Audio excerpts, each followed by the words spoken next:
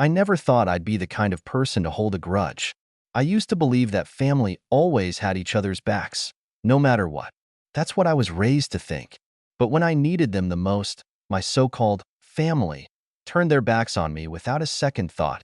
It all started 3 years ago when my life fell apart overnight. One moment, I was healthy, working a stable job, and planning my future. The next, I was lying in a hospital bed, staring at medical bills that I had no way of paying. The doctors told me I needed urgent treatment, and without insurance, I was drowning in debt before I could even process what was happening. But I wasn't alone, right? I had family. My relatives were well off. Some were even wealthy. My uncle ran a successful business. My cousin bragged about her multiple investment properties. And my parents, well, let's just say they were never shy about reminding me how comfortable they were in retirement. So, I swallowed my pride and reached out. I wasn't asking for charity. I made it clear. I just needed a loan, something to help me stay afloat until I recovered and got back on my feet. I even offered to sign an agreement, pay interest, whatever it took. I thought they'd understand. I thought they'd care. But instead, they gave me the same response over and over. We have our own lives to deal with. Some of them ignored me completely. Others sent vague, dismissive texts. And a few had the audacity to lecture me about financial responsibility before telling me they just couldn't afford to throw money away. Throw money away. These were the same people who posted pictures of their expensive vacations, their designer shopping sprees, their new cars and remodeled homes. And yet, when I was struggling just to afford basic treatment, they acted like I was a burden. I was devastated. But more than that, I was angry. Still, I managed. I did what I had to do. I picked up extra work when I was physically able. I fought with the hospital over bills, and I got through it without them. It wasn't easy, but I survived. And over time, that anger I felt toward them, it didn't fade. It sharpened. It had been over 2 years since my so-called family turned their backs on me. By then, I had rebuilt my life on my own. It wasn't easy. There were nights when I went to bed hungry, days when I thought I wouldn't make it. But I kept pushing forward. I worked relentlessly, taking any job that would help me stay afloat. I taught myself new skills, found remote work, and slowly climbed my way out of the financial pit I had been left in. Every dollar I made felt like a victory, a reminder that I had survived despite them. And then, one day, I got a message that it was from my cousin, one of the first people I had reached out to when I was desperate. The same cousin who had sent me a 2-sentence text telling me that times are tough for everyone while posting pictures of her luxury vacation in Greece. I stared at her name on my phone, feeling something bitter rise in my throat. Curiosity got the better of me. I opened the message. Hey, it's been forever. Hope you're doing well. Listen, I really need a favor, and I know you're great with finances. Can we talk? I almost laughed out loud. A favor? From me? After all this time? I didn't reply immediately.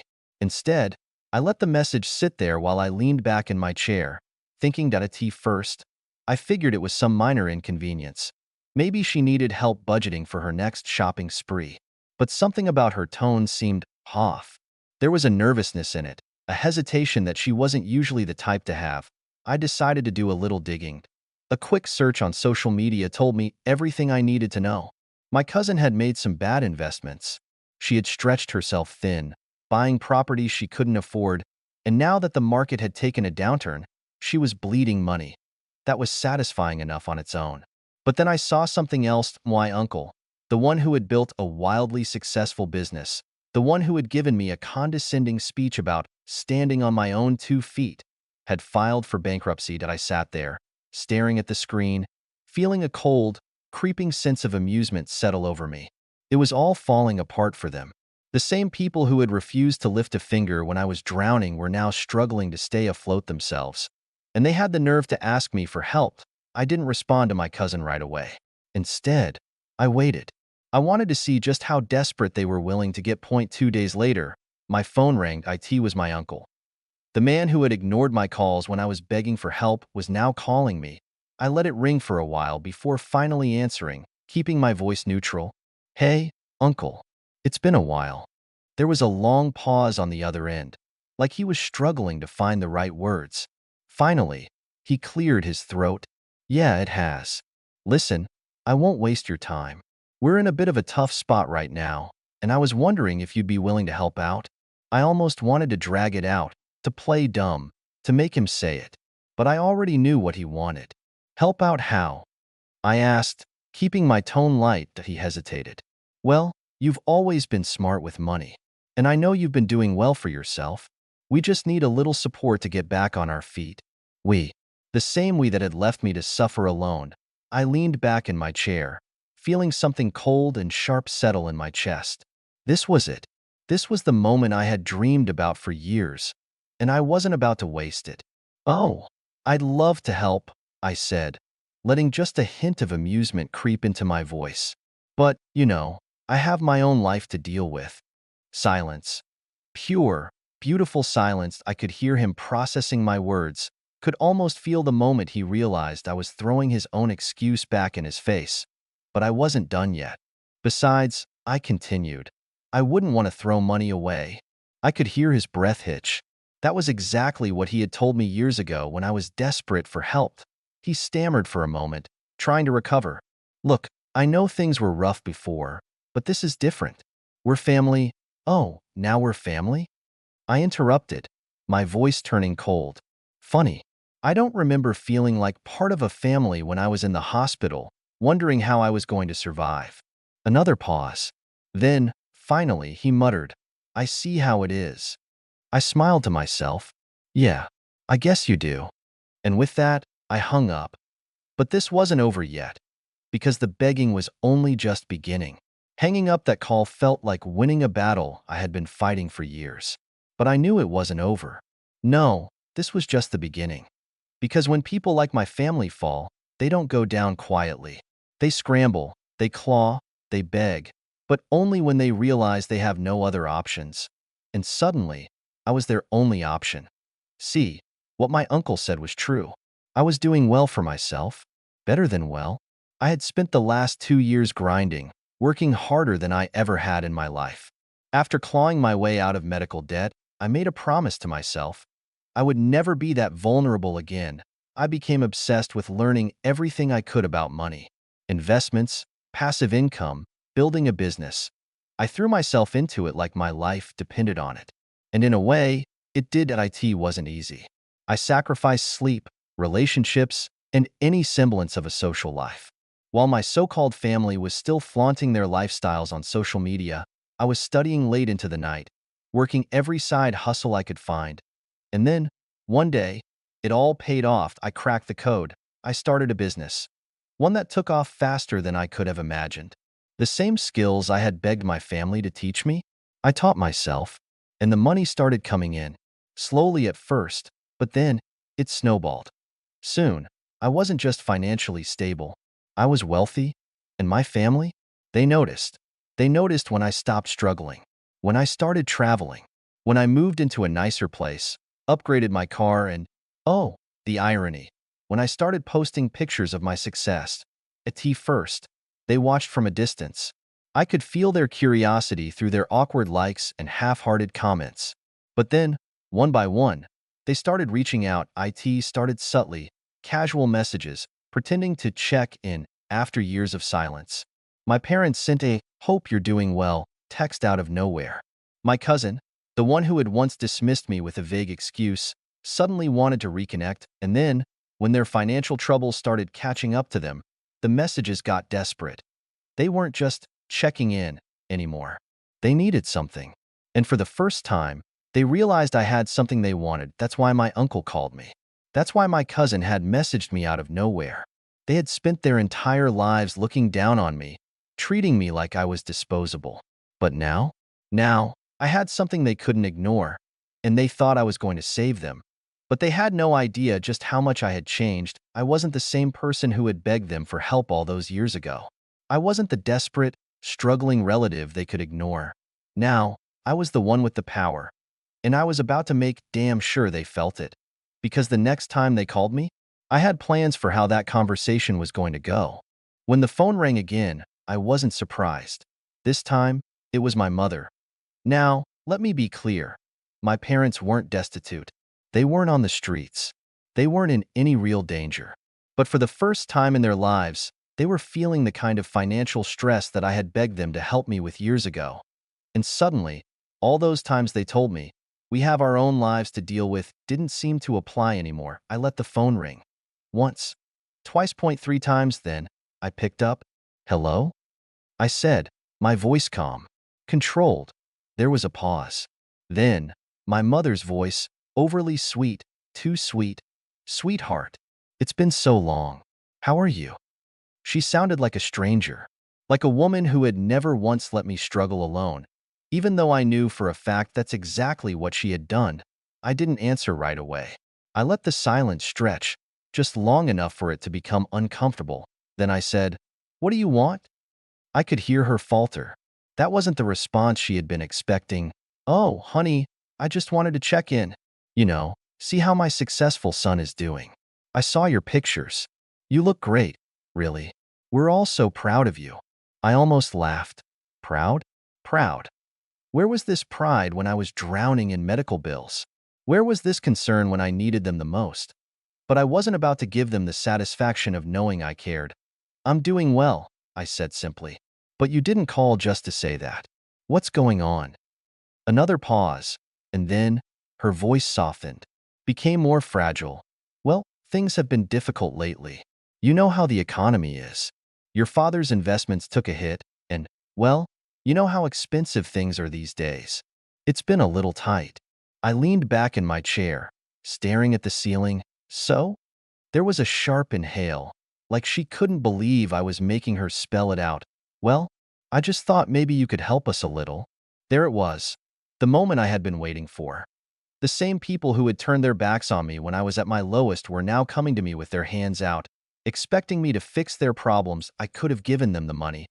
Easily, I could have bailed them out with a single wire transfer. And that's exactly what they were banking on, that I would be too kind, too soft, too guilty to turn them away. But they had no idea how much I had changed, so I smiled, and I said, "No." Silence. Then, my mother let out a nervous laugh, like she thought she had misheard me. "Honey, what do you mean, no?" I leaned forward, gripping the phone a little tighter. "I mean, no, Mom. I'm not helping you." The silence on the other end of the line was deafening. But we're family." That? That almost made me snap. I clenched my jaw, forcing myself to stay calm. "Oh, now we're family?" I said, my voice quiet but sharp. Where was that attitude when I needed help? When I was drowning in medical debt, and you all acted like I didn't exist? "That was different," she protested. "We were busy. We had your own lives to deal with." I finished for her.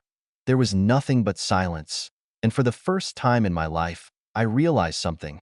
They didn't regret what they did. They weren't sorry. They just hated that the roles had reversed, that I now held the power, and I wasn't going to let them use me, so I took a deep breath and said, "I learned a lot when I was struggling, Mom. I learned who I could count on, and who I couldn't." Then, before she could say another word, I hung up, and as I put the phone down, I realized something else. I didn't feel guilty.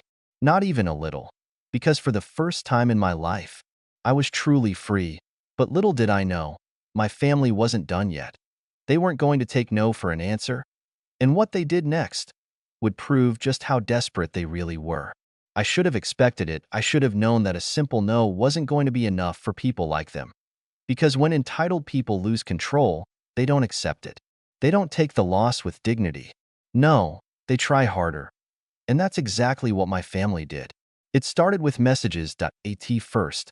They came from my mother. "Mom, I don't understand why you're being like this. We're family. Families support each other. Mom, this isn't fair. We helped raise you. You wouldn't be where you are without us. Mom, just think about it, okay? Don't let resentment cloud your heart." I ignored them. Every single one. Then my uncle joined in. "Uncle, heard you're too good for your own family now? Uncle, money changes people. Just don't forget where you came from." That one made me laugh. Where I came from? The struggle I had to go through? They had the nerve to act like they had any part in my success when they had left me to rot.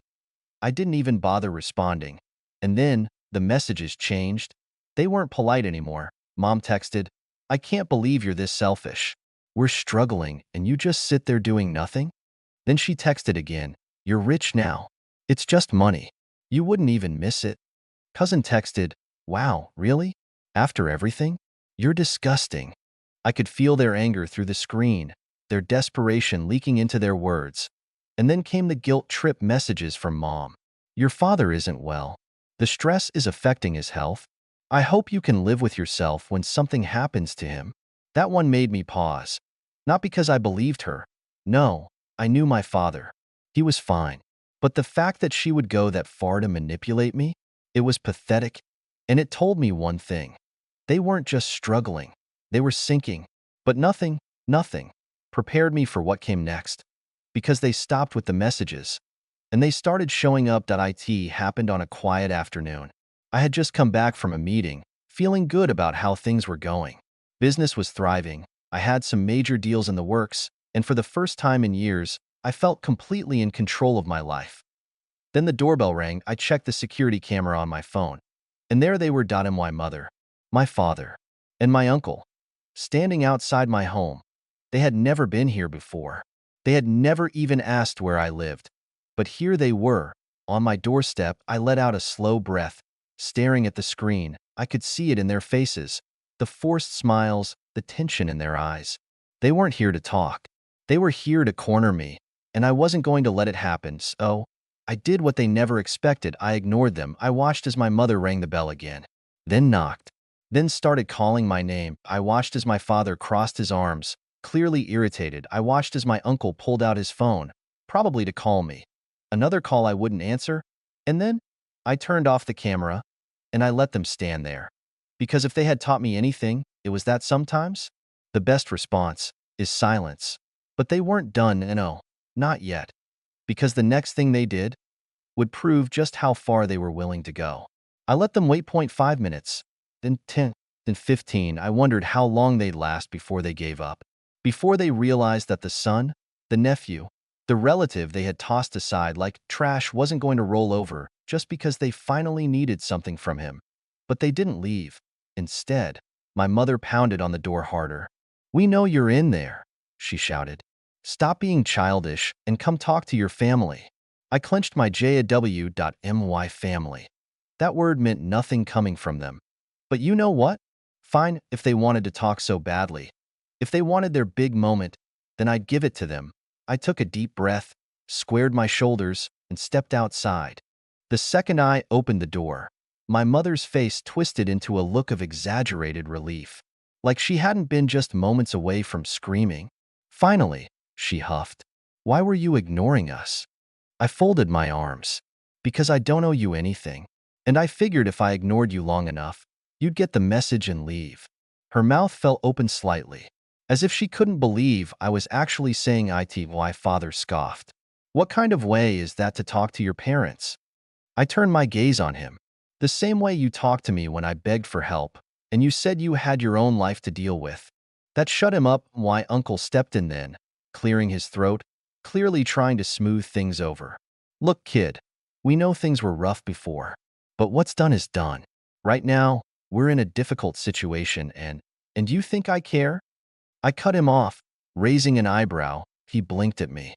You think you can show up here? I continued, voice calm but sharp, after turning your backs on me when I was desperate, when I was suffering, and expect me to just open my arms and say, oh sure, here's all the money you need, no problem. My mother pursed her lips. It's not like that. It's exactly like that. I snapped. I could feel the years of anger, the pain, the betrayal boiling inside me, rising to the surface like a dam about to break. Do you have any idea what I went through? I demanded. Do you even care? Do you know how many nights I spent in agony, wondering how I was going to survive? Wondering if I'd even make it? While you, all of you, sat in your comfortable homes and didn't lose a wink of sleep over it. My mother shook her head. That's not fair. No, I snapped, voice low but furious. What's not fair is me nearly dying while my rich family pretended I didn't exist. What's not fair is watching the people who were supposed to love me turn their backs without a second thought. Silence. They had nothing to say to that. because deep down, they knew I was right. But I wasn't done. And now? I continued, eyes burning into them. Now you need me. Now you're struggling. And suddenly, family matters again? I let out a bitter laugh. Well, let me be crystal clear. I stepped closer, lowering my voice just enough to make sure every single word hit like a hammer. You didn't care about me when I needed you, so I don't care about you now. My mother's face twisted into an ugly scowl. You're being cruel. No, I said coldly. I'm being fair. She opened her mouth to argue again, but I was done. I turned on my heel, walked back inside, and slammed the door shut behind me. And for the first time in years, I felt free. They pounded on the door a few more times, shouted my name, called me selfish, heartless. I didn't care. I just stood there, breathing deeply, feeling the weight of their presence slowly fade. And then, silence. I checked the camera. They were gone. They never reached out again after that. Maybe they finally understood that I wasn't going to be their safety net. Maybe they moved on to try and leech off someone else. Either way, it didn't matter, because I had already given them my answer, and I would never, never look back. I think this is a clear example of how selfishness can destroy family bonds. The protagonist was left to struggle on their own, and when they finally found success, their family came crawling back. It's frustrating to see how people can only care when it benefits them, but the protagonist's decision to stand firm and not give in was a smart one. At some point, you have to prioritize your own well being, especially when those around you have shown they're only interested in what you can do for them. Sometimes saying no is the best way to protect yourself. What do you think? Was the protagonist right to cut them off, or should they have helped? Let me know in the comments.